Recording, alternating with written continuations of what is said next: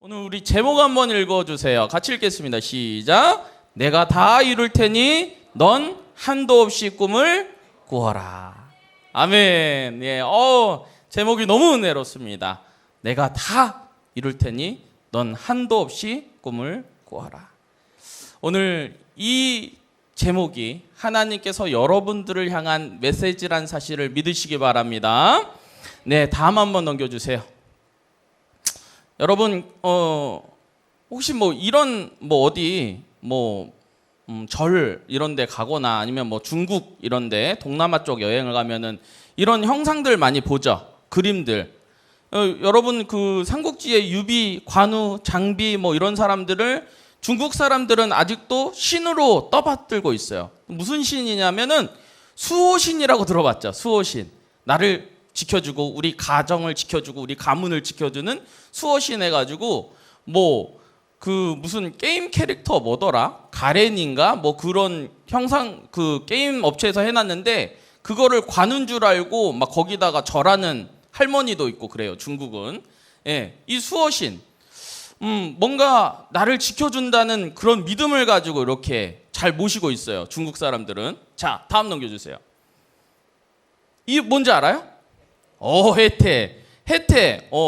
목사님은 이제 경상도는 롯데, 전라도는 혜태 해가지고 저는 몰랐는데요. 나중에 서울 올라가 보니까 롯데 껌 이런 거 잘 안 팔았거든요. 우리 섬에는 혜태 껌만 팔았어요. 주씨, 후레쉬 이런 거 맞죠? 예. 애들은 다 모르는 것 같은데 아무튼 그런 게 있었어. 그러니까 혜태도 역시 뭘까요? 우리나라에서는 수호신이에요. 수호신. 되게 이로운 신이다 해가지고 하고 불가사리 이런 거 들어봤어요? 그런 것도 그렇죠. 여러분 이런 심리가 왜 사람들이 이런 우상을 지금 만들고 있을까? 이런 수호신을 만들고 있을까요?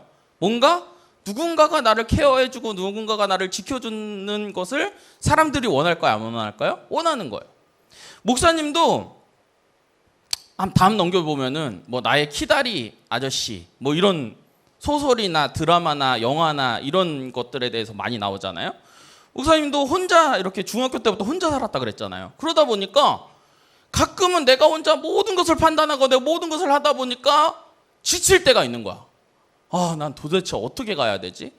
이런 문제가 있는데 나 어떻게 해결해야 되지? 특히나 무슨 문제가 있었냐면은 돈의 문제가 있었어요. 아이러니하게 목사가 되려면은요 이런 말이 있어요. 돈이 많아야 된다. 선생님 웃기지 않아요? 목사가 돼야 되는데 돈이 많이 필요하다. 부자만 집안이 빵빵해야지 목사 키울 수 있다. 이런 얘기가 있어요. 왜 그러냐면요. 대학부터 해갖고 대학원까지 해가지고 이제 또 박사학위까지 해가지고요. 드는 돈이요. 장난이 아니에요. 그래서 제 동기 목사님들 이분들도 다 흑수저고 나도 흑수저고 흑수저 우리 목사님들 지금 동기 목사님들은 다 빚쟁이들입니다. 학자금 대출을 여러분들 표현으로 오지게 받아가지고 지금 빚쟁이들이에요. 그래갖고 열심히 갚고 있어요. 지금도 갖고 있는 목사님들도 계세요. 그런데 목사님은요. 목사님 스폰서가 있다 얘들아. 그래가지고 목사님 빚 있을까 없을까? 없어. 쩔지? 잘 모르겠어요.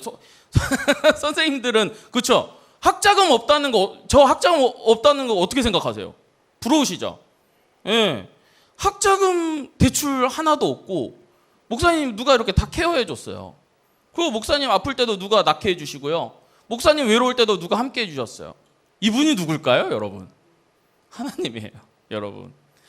또 목사님 또 뜬금없는 소리 하세요. 진짜 그래요.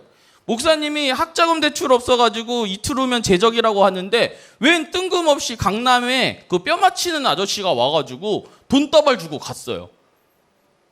아저씨 뭐하는 아저씨세요? 그러니까 난 니네 아빠 얘기 듣고 왔다 하고 그냥 주고 가버리셨어요. 그래서 그거 갖고 내가지고 나는 이제 학교 다닐 수 있었어요. 제적 안 당할 수 있었어요. 또 어떨 때는 교회에서 갑자기 대주시고 또 어떨 때는 친구의 아버지를 통해서 대주시고 또 어떨 때는 어떤 교회에서 장학금으로 대주시고 이렇게 해가지고 무슨 하루살이가 겨우겨우 이렇게 살아가듯이 나는 겨우겨우 살아가는 것 같았는데 지나와서 보니까 신실한 하나님이 때에 맞춰서 공급해 주시는 거예요. 내 입장에서는 우리 하나님이 나를 지켜주시는 분이세요. 네, 여러분, 다른 신은요 우상들입니다. 다른 신은 온전한 신이 아니에요. 이 세상에서 유일한 신은요 하나님 한 분밖에 없어요. 네, 아멘. 자, 그러니까 우리가 오늘 누구를 생각하면서, 나를 지켜주신 분 누구를 생각하면서, 하나님을 생각하면서 여러분 말씀을 들어주셨으면 좋겠어요. 여러분 오늘 말씀 한번 넘겨보시면은요 예레미야가 환상을 봐요. 예레미야가 그 사진 한번 띄워주세요. 무슨 환상을 보냐면은 끓은 가마가 막 부어지는 이 환상을 봐요. 이게 무슨 환상이냐면은요 우리 나라가 멸망하게 되는 거예요. 예루살렘이 멸망하게 되고 이 유다 땅이 멸망하게 되는 이 환상을 예레미야가 하나님으로부터 받게 돼요. 그런데 문제가 뭐냐? 이것을 백성들에게, 이것을 왕에게 예레미야가 예언을 해야 되는 거예요. 여러분, 이 예언을 하는 순간 예레미야가 어떻게 되는 줄 알아요? 온갖 비방을 받아요. 야! 입 다물어 예레미야! 너 때문에 지금 분위기 다 깨잖아! 이러면서 막 온갖 예레미야를 막 욕하고 하지 말라고 난리치고, 결국엔 어떻게 되냐면은 지금 예레미야 33장의 상황이 어떠냐면요, 예레미야가 이 하나님의 말씀을 올바르게 전함으로써 시대들에 잡혀있게 돼요. 감옥에 갇혔다는 말이에요, 여러분. 하나님 말씀을 전하는 이 사실 하나만으로. 그래서 예레미야는 나라가 망해서 바벨론에 의해서 망하고 70년 있다가 하나님께서 다시 회복해 하시는 이 메시지를 전하게 되니까, 나라가 멸망하는 메시지를 전하게 되니까 슬플까요, 안 슬플까요? 슬퍼요.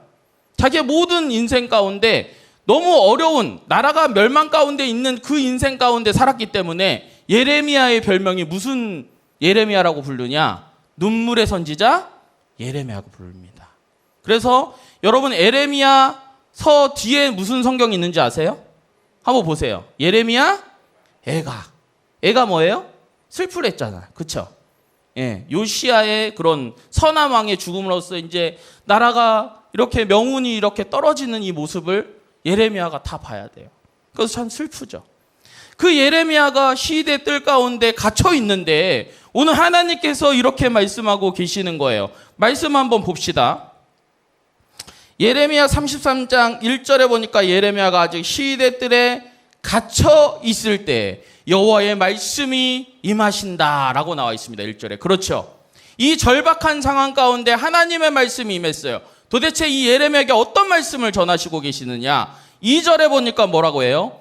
이를 행하시는 여호와, 그것을 만들며 성취하시는 여호와, 그의 이름을 여호와라 하시는 이가 이와 같이 이르시도다. 여러분, 이를 행하시는 여호와라고 하시고 그것을 만들며 성취하시는 여호와라고 하시는데, 현실은 어때요?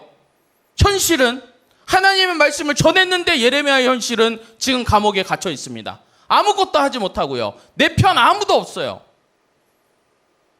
온갖 비방과 욕설과 모욕을 들어가면서 하나님의 말씀을 전하면서 감옥에 갇혀 있는, 이게 현실인 거예요, 예레미야는. 그런데 하나님께서는 예레미야에게 나타나서 내가 이를 행할 것이고 내가 성취할 것이다, 이렇게 말씀하시는 거예요. 거기다 대고 하나님께서 또 뭐라고 하시냐면요, 3절에 한번 봅시다. 여러분이 한번 읽어보세요. 큰 소리로, 알았죠? 정신 차리고 3절 시작.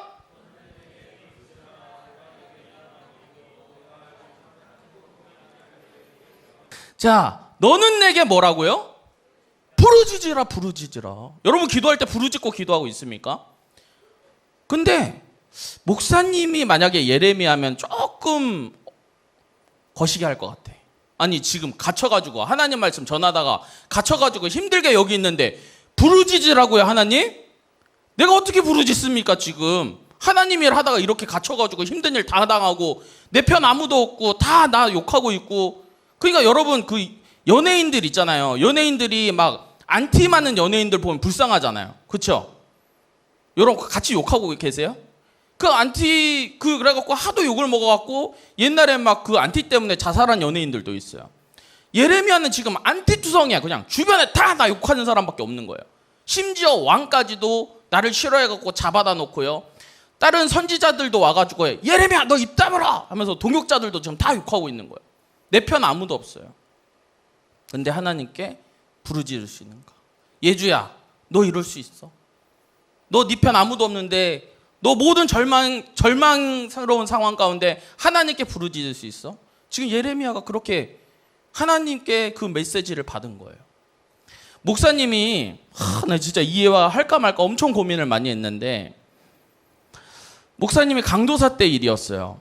강도사 때 목사님 눈에 안 들어왔어야 되는데 목사님 눈에 들어온 사건이 있었어요. 그게 뭐냐면은 자세하게는 말을 못하겠고 교회의 거룩함을 훼손하는 일들이 일어났어요. 그런데 목사님이 그게 목사님 눈에 들어온 거야, 하필. 내가 증인이 돼버린 거죠. 그렇죠? 그리고 그것이 계속 행해지면 어떻게 되냐면요, 영혼들이 계속 다치게 됐었어요. 그래서 이것을 공론화하고 이것을 어떻게 보면은 제대로 얘기를 해야겠다 해서 증거를 수집하고 들어갔습니다. 그때 목사님께 들려온 얘기가 뭐냐, 그때는 강도사였으니까 뭐라 그랬냐면 노예에 묶어버리겠다. 이거 협박성이에요. 그리고 계속 이런 식으로 하면은 목사도 못 받게 하겠다. 이러면서 막 공격이 들어왔어요. 그리고 그 증거 같은 경우는 어떤 증거였냐면은 결국에는 이것을 하면은 이 사람이 그 사람이 분명 잘못한 것을 드러낼 수 있는 증거였지만은 불법 그 증거였기 때문에 정보통신법에 걸려가지고 벌금을 뭐 5천만 원을 내야 된다 어쩌나 뭐 이런 상황이었어요. 지우야, 너 어떻게 할래? 너가 눈 감으면 5천만 원도 안 열고 목사 안수도 받을 수 있고 모든 게 잘 돼. 대신에 교회의 거룩성은 훼손되고 아이들은 계속 상처받고 당하고 이런 일이 벌어져. 그럼 너는 어떻게 할래? 모르겠어? 여러분 어떻게 할래요? 선생님들 어떻게 하실래요? 이럴 때. 저희 어머니한테 전화를 한번 해봤습니다. 어머니, 내가 여차저차 해가지고요 5천만 원을 벌금을 내야 된다는데요, 어떻게 해야 될지 잘 모르겠습니다. 지우처럼 얘기했어요. 잘 모르겠다고. 저희 어머니께서 뭐라 그러시냐면은, 너 목사 안수까지 얼마나 남았니? 2개월 남았습니다. 어머니, 광복아, 나는 너가 하나님의 말씀에 제대로 서 있지 않는 상태에서 목사 되기를 원치 않는다. 하나님 말씀보다 그 어떤 것이 우선순위에 있는 상태에서 목사가 되기를 원치 않는다. 우리 어머니 흑산도에서 100만 원 받고 사례비 100만 원 받고 사시거든요. 그것도 3개월에 한 번 나올 때도 있어요. 우리 어머니한테 5천만 원이란 돈 어떤 돈일까요? 근데 우리 어머니가 이러시더라고요. 내가 대출을 해서라도 담보를 잡아서라도 5천만 원 하려니까 너는 너가 할 길 가라. 이러시더라고요. 이 얘기를 들으니까 목사님 마음 가운데 막 의분이 그때 확 올라오더라고요. 그래, 내 생각해 보니까 내가 제대로 서 있지 않는데 목사가 돼서 무엇이냐. 여러분, 목사님 인생의 목표가 목사일까요? 아니에요. 내 인생의 목표는요, 예수님 닮은 거예요. 예수님처럼 사는 거예요. 그런데 어느 순간 나는 목사라는 그 목적을 향해서만 달려가고 있더라고요. 아, 그래서 하나님께서 나에게 이것을 보여주셨구나. 여러분들 목적이 무엇입니까? 어느 게 목적이십니까, 인생에? 저는 그래서 들어갔어요. 기도를 하고 부르짖으며 기도했습니다. 매 철야마다 눈물을 흘려가면서 기도했습니다. 하나님, 내가 이건 도저히 어떻게 할 수가 없습니다 하면서 기도하면서 들어갔을 때 정말 놀라운 역사가 일어났어요. 어떤 역사가 일어나냐면 그들끼리 싸우기 시작하고 그들끼리 무너지기 시작하고 저를 협박하고 목사님을 막 힘들게 했던 사람들이 스스로 무너지는 역사가 일어나게 됐어요. 그래서 목사님이 아무것도 안 했는데 그 일들이 일어나는 거예요. 저는 그 경험이 있기 때문에 오늘 말씀이 와닿는 거예요. 예레미야에게 지금 하나님께서 뭐라고 하십니까? 너는 내게 부르짖으라. 너는 내게 부르짖으라. 왜 부르짖으라 할까요? 하나님께서 전능하시니까 하나님께서 알아서 하시면 되잖아요. 이게 아니라는 거예요, 여러분. 무엇이 중요하느냐? 우리가 부르짖을 때 하나님께서 그때부터 여러분을 통해서 일하기 시작한다는 거예요. 여러분, 모세가요, 홍해 앞에 있을 때요, 가만히 있었으면 홍해 안 갈라졌습니다. 모세가 지팡이를 손을 내밀었을 때 홍해가 갈라지기 시작해요. 여러분, 이 손을 내민다는 건 뭘 뜻하느냐? 여러분, 아말렉과 전쟁 때요, 아론과 후리와 모세의 손을 양옆에서 바쳤습니다. 이게 무엇을 뜻합니까? 기도의 손이에요. 모세가 손을 내밀었다는 건 하나님께 기도로 하나님께 맡겼다는 거예요. 그때 홍해가 갈라지기 시작하는 겁니다. 길이 열리기 시작하는 것입니다. 여러분, 여러분이 부르짖고 기도할 때 하나님께서 길을 열어주시는 거예요.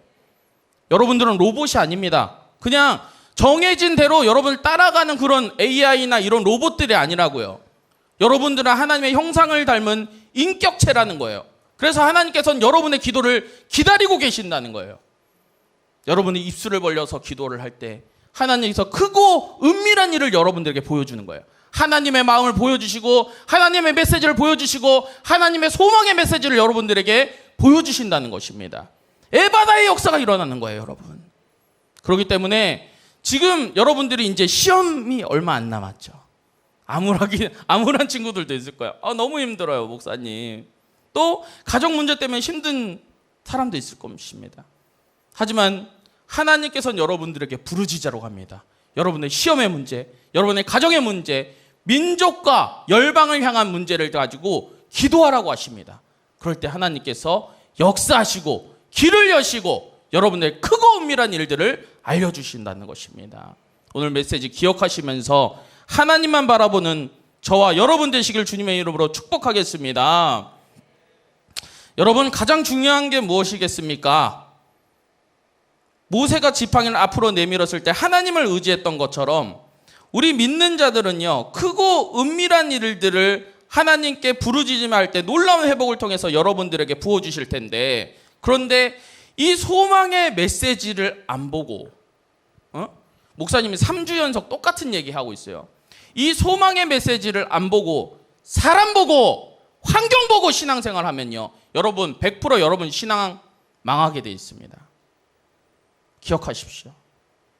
목사님도 그때 사람의 메시지를 듣고 환경, 나를 다 미워하고 나를 안 따라주고 나를 다 배신했던 사람들만 바라봤으면요, 목사님 이 자리 가운데 없었습니다. 하나님만 바라보십시오. 여러분, 소망 되신 예수님만 바라볼 때 그 예수님께서 여러분들의 마음 가운데 있던 절망, 우울, 힘든 것들, 여러분들 계속 비판적으로 생각하는 것들 다 날려버리시고 소망으로 가득 채워주실 줄 믿습니다. 평안의 길로 인도해 주실 줄 믿습니다. 오늘 메시지 기억하시면서 정말 예수님만 바라보는 저와 여러분 되시길 주님의 이름으로 축복하겠습니다.